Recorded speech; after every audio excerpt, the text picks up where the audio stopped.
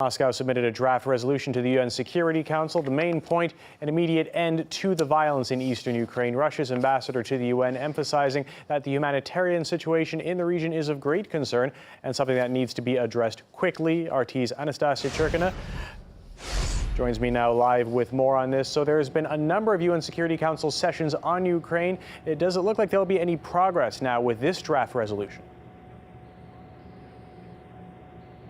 Matt, that we're going to have to wait and see. You're right. In fact, we have seen over a dozen meetings on Ukraine exclusively take place at the United Nations Security Council over the recent time. Now, this Monday is actually the first day that Russia is presiding at the United Nations Security Council this month. And the first thing that Moscow did was call for this emergency meeting to propose this draft resolution on Ukraine, considering the violence that continues to unravel on the ground. And what this resolution specifically calls for is an immediate ceasefire, an immediate end to all hostilities, provocation, and intimidation, as well as opening and establishing humanitarian corridors on the ground because of the situation that civilians in southeastern Ukraine are now left in. Also, Russia says that it's important to stick to the Geneva statements agreed on April 17th, as well as the roadmap of the OSCE. Russia's ambassador to the UN said today that it's time to stop procrastinating and start acting. Take a listen.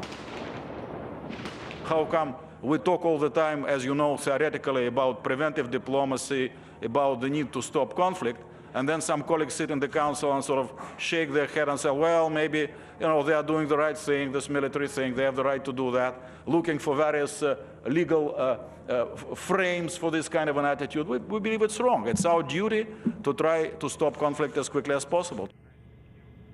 Well, and also we heard earlier from the U.S. State Department calling this resolution hypocritical, which Russia in turn later on in the day said was an odious statement.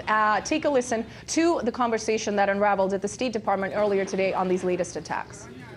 We're still seeking information. I know there have been conflicting reports about who is responsible, so right. Well, not only conflicting reports, but I mean, there's a lot of photographic evidence or photographs out there which really seem to show quite severe destruction and civilian, what appear to be civilians' death. Are you still at this moment not having the details of this specific incident, though, but do you stand by your what you have said previously, which is that you don't particularly have any concerns about the actions of the Ukrainian authorities? We do, and I also said... You do have concerns? Oh, no, we do stand by it, but we will look into these. I know that it happened right before I came out here.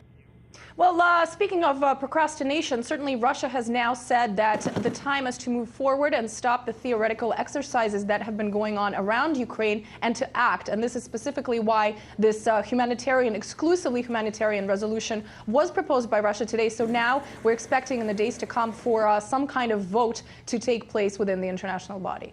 RT's Anastasia Churkina reporting on the draft UN Security Council resolution submitted by Russia on Ukraine. Thank you for that report.